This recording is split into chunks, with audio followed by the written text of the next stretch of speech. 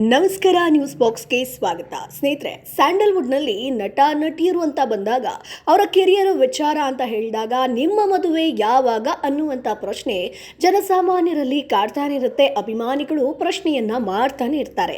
ಅಂಥದ್ರಲ್ಲಿ ಒಬ್ಬರ ಹೆಸರು ಇತ್ತೀಚೆಗಂತೂ ಸಾಕಷ್ಟು ಕೇಳ್ತಾ ಇದೆ. ಒಂದಷ್ಟು ವರ್ಷಗಳಿಂದ ನಿಮ್ಮ ಮದುವೆ ಯಾವಾಗ ಅಂತ ಇದ್ದಬದ್ದ ಶೋ ಅಲ್ಲೆಲ್ಲ ಪ್ರಶ್ನೆಯನ್ನ ಮಾಡ್ತಾನೆ ಇದ್ದಾರೆ. ಅದು ಬೇರೆ ಯಾರು ಅಲ್ಲ, ನಿರೂಪಕಿ ಅನುಶ್ರೀ ಅವರು. ಹೌದು, ಅನುಶ್ರೀ ಅವರ ಮದುವೆ ಯಾವಾಗ ಅನ್ನುವಂಥದ್ದು ಎಲ್ರಿಗಿರುವಂಥ ಯಕ್ಷ ಪ್ರಶ್ನೆ. ಅಷ್ಟೇ ಅಲ್ಲ, ಅನುಶ್ರೀ ಅವರು ಮದುವೆ ಆಗುವಂಥ ಹುಡುಗ ಹೇಗಿರಬೇಕು ಅನ್ನುವಂಥದ್ದನ್ನು ಕೂಡ ಪ್ರತಿ ರಿಯಾಲಿಟಿ ಶೋಲಿ ಜಡ್ಜಸ್ಗಳಾಗಿರ್ಬೋದು, ಕಂಟೆಸ್ಟೆಂಟ್ಗಳು, ಅಭಿಮಾನಿಗಳು ಕೇಳ್ತಾನೆ ಇರ್ತಾರೆ. ಆದರೆ ಈಗ ಎಲ್ರಿಗೂ ಕೂಡ ಒಂದು ಸಿಹಿ ಸುದ್ದಿ ಸಿಕ್ಕಿರುವಂಥದ್ದು, ಅನುಶ್ರೀ ಮದುವೆ ಫಿಕ್ಸ್ ಆಗಿದೆ ಅಂತ. ಒಂದು ಕಂಡೀಷನ್ ಇಟ್ಟು ಮದುವೆಗೆ ಗ್ರೀನ್ ಸಿಗ್ನಲ್ ಅನ್ನ ಆಂಕರ್ ಅನುಶ್ರೀ ಅವರು ಕೊಟ್ಟಿದ್ದಾರೆ. ಹಾಗಾದ್ರೆ ಏನದು ಕಂಡೀಷನ್, ಯಾರ ಜೊತೆ ಮದುವೆ ಆಗ್ತಿದ್ದಾರೆ, ಇವೆಲ್ಲದರ ಬಗ್ಗೆ ಕಂಪ್ಲೀಟ್ ಡೀಟೇಲ್ಸ್ ಅನ್ನ ಕೊಡ್ತೀನಿ. ಅದಕ್ಕಿಂತ ಮುಂಚೆ ನಮ್ಮ ಚಾನಲ್ ಅನ್ನ ತಪ್ಪದೇ ಸಬ್ಸ್ಕ್ರೈಬ್ ಮಾಡಿ. ಸ್ನೇಹಿತರೆ, ಆಂಕರ್ ಅನುಶ್ರೀ ಮದುವೆ ಆಗಲಿದ್ದಾರೆ. ಸೊ ಮದುವೆ ಆಗಲೋ ಬೇಡೋ ಅಂತ ಯೋಚಿಸಿ ತೂಗುಯ್ಯಾಲೆ ಆಡ್ತಿದ್ದಂಥ ನಟಿ ನಿರೂಪಕಿ ಅನುಶ್ರೀ ಕೊನೆಗೂ ಮದುವೆ ಆಗೋದಕ್ಕೆ ಒಪ್ಕೊಂಡಿದ್ದಾರೆ.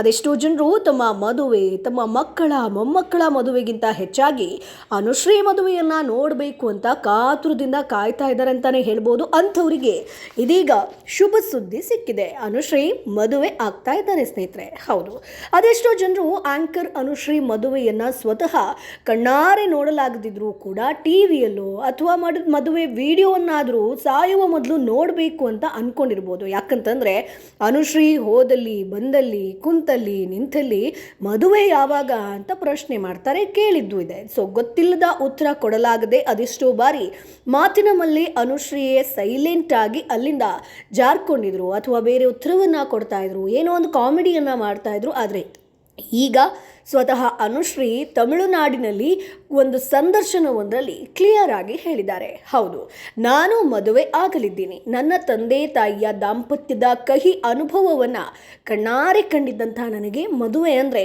ನೋವು ತರುವ ಸಂಗತಿಯಾಗಿತ್ತು. ನಾನು ನನ್ನ ಮದುವೆ ಬಗ್ಗೆ ಯೋಚಿಸಿದಾಗಲೆಲ್ಲ ನನಗೆ ಮದುವೆ, ದಾಂಪತ್ಯ ಇವೆಲ್ಲ ನನಗೆ ಬೇಡವೇ ಬೇಡ. ನನ್ನ ಅಪ್ಪ ಅಮ್ಮನ ಸಂಸಾರದ ಸುಖದ ಹಣೆಬರಹವನ್ನು ನಾನು ನೋಡಿದ್ದೀನಿ, ಅದೇ ನನಗೆ ಸಾಕು ಅಂತ ನನ್ನ ಒಂದು ಮನಸ್ಸಲ್ಲಿತ್ತು.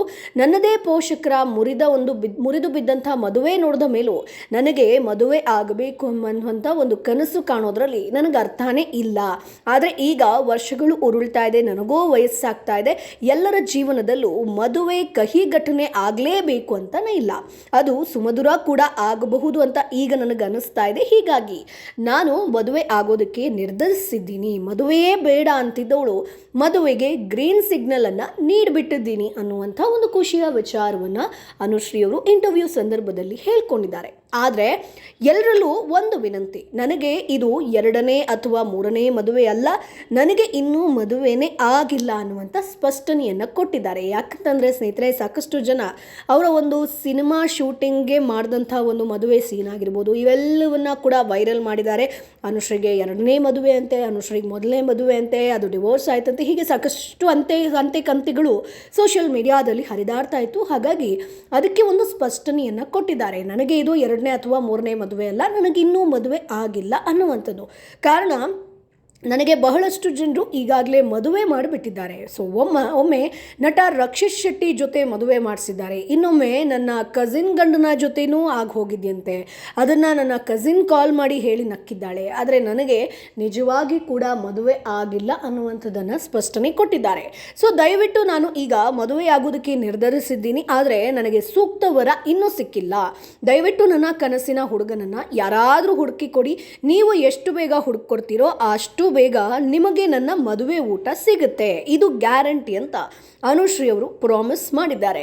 ಸೊ ಎಲಿಜಿಬಲ್ ಹುಡುಗರೇ, ಹಾಗಿದ್ರೆ ಇನ್ಯಾಕೆ ತಡ, ನೀವು ನಿಮ್ಮ ಪರಿಚಯದವರು ಅಥವಾ ಫ್ರೆಂಡ್ಸ್ ಅನುಶ್ರೀ ಜೋಡಿ ಆಗೋದಕ್ಕೆ ಟ್ರೈ ಕೂಡ ಮಾಡ್ಬೋದು. ಬೆಟರ್ ಲಕ್ ಅಂತ ಹೇಳೋದಕ್ಕೆ ಶುರು ಮಾಡ್ತೀವಿ. ಯಾಕಂತಂದರೆ ಅನುಶ್ರೀ ಅವರು ಮದುವೆಗೆ ಗ್ರೀನ್ ಸಿಗ್ನಲ್ ಕೊಟ್ಟಿರೋದೇ ಒಂದು ದೊಡ್ಡ ಸಂಗತಿ ಅಂತ ಹೇಳ್ಬೋದು. ಎಲ್ರಿಗೂ ಕೂಡ ಆಶ್ಚರ್ಯದ ವಿಚಾರ ಅಂತಲೇ ಹೇಳ್ಬೋದು. ಯಾಕಂತಂದರೆ ಇಷ್ಟು ದಿನ ಮದುವೆನೇ ಬೇಡ ಅಂತಿದ್ದಂಥ ಅನುಶ್ರೀ ಅಥವಾ ಒಂದು ದಾಂಪತ್ಯ ಜೀವನ ಅಂದ್ರೆ ಇಷ್ಟ ಇಲ್ಲದಂಥ ಅನುಶ್ರೀ ಈಗ ಗ್ರೀನ್ ಸಿಗ್ನಲನ್ನು ಕೊಟ್ಟಿದ್ದಾರೆ ಮದುವೆಗೆ. ಜೊತೆಗೆ ಅಪ್ಪ ಅಮ್ಮ ಕೂಡ, ಅವರ ತಾಯಿ ಕೂಡ ಮದುವೆಗೆ ಒಂದು ಗಂಡನ್ನು ಹುಡುಕ್ತಾ ಇದ್ದಾರೆ ಅನ್ನುವಂಥ ಸುಳಿವು ಕೂಡ ಸಿಗ್ತಾ ಇದೆ.